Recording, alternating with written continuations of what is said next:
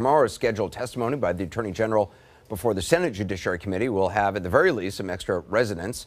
Joining us now is Democratic Senator Richard Blumental, member of the Judiciary Committee, and back with us is also CNN Chief Legal Analyst Jeffrey Toobin, who I know also has some questions for the Senator. Senator Blumenthal, what is, first of all, your reaction to this new reporting about the letter from Mueller to Barr and the phone call from Mueller to Barr? This letter is unquestionably an unprecedented, stunning rebuke of the Attorney General of the United States, very severely undermining, in fact, devastating his credibility now in the Department of Justice and likely tomorrow in our hearing. There is going to be some tough questioning of him tomorrow about not only his 4-page summary, which then Mueller said, in effect, mischaracterized his report, but then why he doubled down 3 weeks later in a press conference and, in effect, lied again to the American people. I realize that characterization sounds harsh. We said it at the time. Now we have Bob Mueller himself saying, in effect, that William Barr's characterization was deceptive and misleading, in effect, a lie to the American people. And that's going to be reframing and adding a new dimension entirely to the questioning tomorrow. It certainly only raises the interest, I'm sure, by Democrats at the very least, to hear directly from Robert Mueller in hearings, and also, I assume, as part of that, to get hold of this letter that he wrote. No question that we need to hear from Bob Mueller, who, as you know, is the penultimate in discretion. He conducted this investigation without any public disclosure, and now really strikingly puts in the file, writes to the Attorney General, memorializes his objections and rebuke to his superior. I can think of no prior instance of this kind of very severe rebuke to the Attorney General of the United States from a career prosecutor with this kind of respect within the Department of Justice. It's also, I mean, it's one thing for him to put out the summary and then to have Mueller respond with the criticism that he does, and then to choose not to put out the summaries that the explanations that Mueller has and his team have already sent, which, according to Mueller, don't need to be redacted and are free from that pressure. But for him to then go on television again the day the report is released and to shade the truth even more seems even now particularly more egregious. Shading the truth is a very, very kind and charitable way to put it. He, in effect, lied to the American people, saying that Bob Mueller concluded there was insufficient evidence of obstruction. The fact of the matter is, Bob Mueller said nothing of the kind. In effect, he said that this report is an indictment in all but name.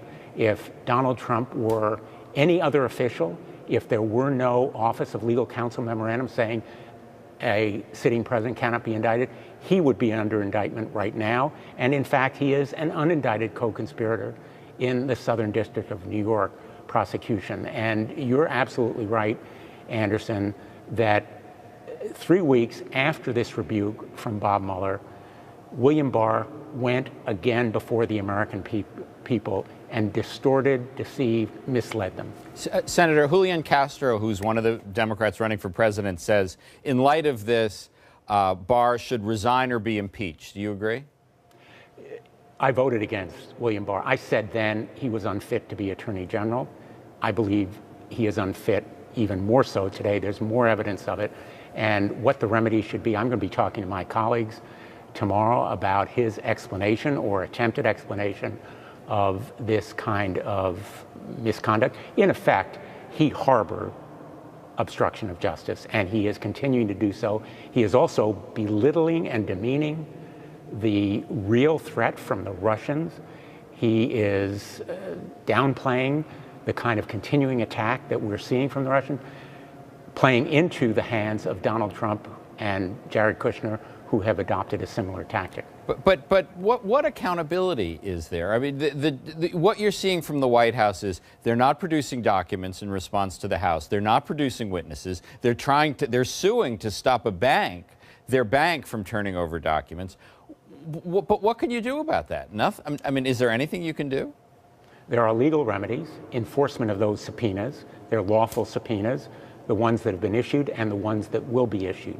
The ones for his tax returns, for other information that have been issued by the oversight committees in the House.